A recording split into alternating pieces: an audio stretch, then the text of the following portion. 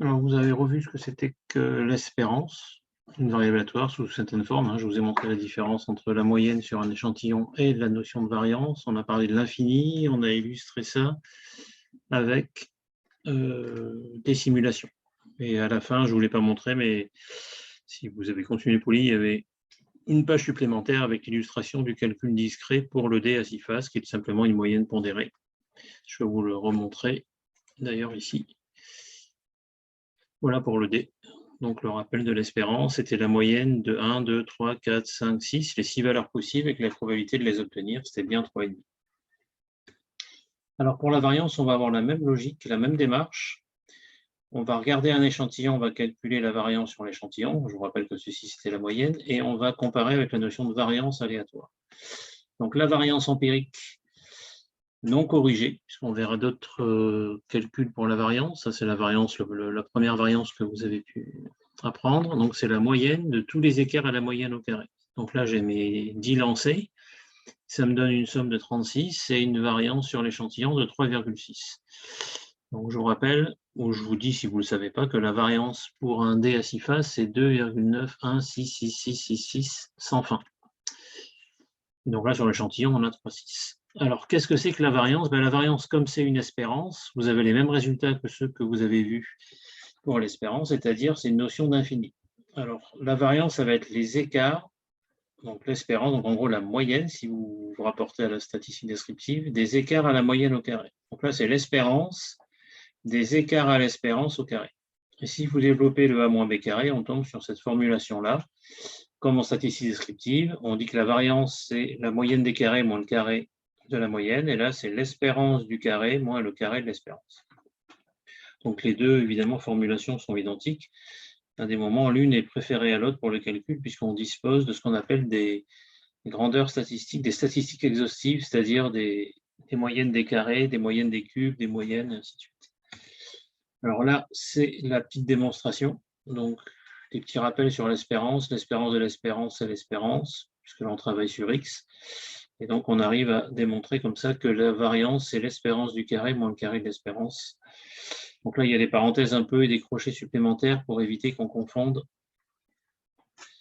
là où s'applique le carré. Alors, si je calcule l'espérance avec la première formulation, donc c'est-à-dire l'espérance des écarts à l'espérance au carré.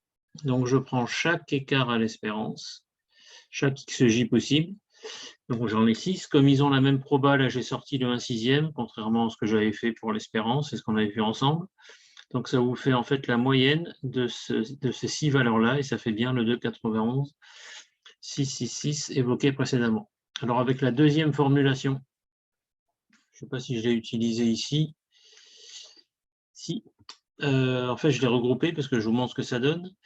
J'appelle Y les écarts à l'espérance au carré, mais en fait, le 1 moins 3,5 au carré, ça fait la même valeur que le 6 moins 3,5 au carré, puisque c'est symétrique, et ça fait 6,25. Donc en fait, on peut, au lieu d'avoir les 6 éléments 1, 2, 3, 4, 5, 6, l'output de Y, la variable aléatoire qui est les écarts à l'espérance au carré, il n'y en a que 3 possibles, 0,25, 2,25 et 6,25.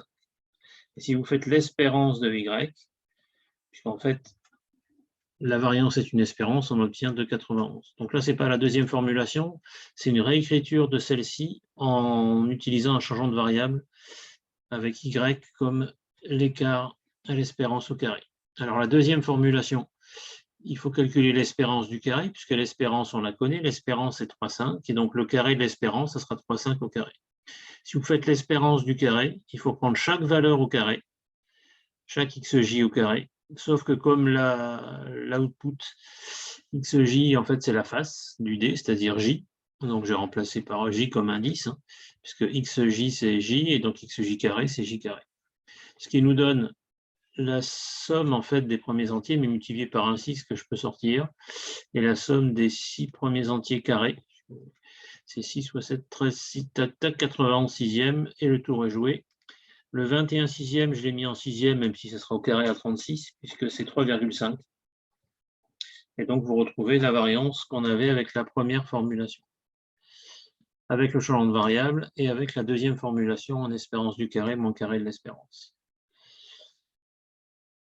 Alors, si vous travaillez en simulation, comme on avait fait avec l'espérance. Je calcule la variance cumulée. Et donc, on illustre ici, sur ce graphique-là, la notion de convergence vers le 2,916666. Alors, on va passer à Excel. Donc, vous avez vos lancers de dés. Ce sont les observations. Les lancers de dés, toujours avec la commande aller entre bornes, en tout cas en français. Et là, vous avez les variances cumulées. Donc, comme pour la moyenne, je tape var. Alors, c'est vrai qu'il y a une autre notion de variance qu'on verra ensemble, que vous avez peut-être déjà vu, c'est le var.s, en tout cas dans Excel, où on divise par n-1. Là, c'est la variance classique, comme je l'avais mentionné précédemment, celle que vous avez déjà calculée. Donc, évidemment, pour la première observation, on aura toujours 0, puisque comme il y a un seul élément, les écarts à la moyenne qui est cette valeur-là sont nuls.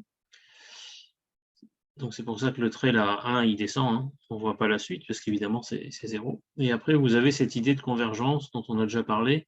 Là, à nouveau, comme j'ai bloqué le 2 et que le 3 est libre, quand je copie vers le bas, j'aurai toujours B$2, puis B4, B5, B6, B7, exactement comme pour la moyenne, et on va finir à B2 et B1001.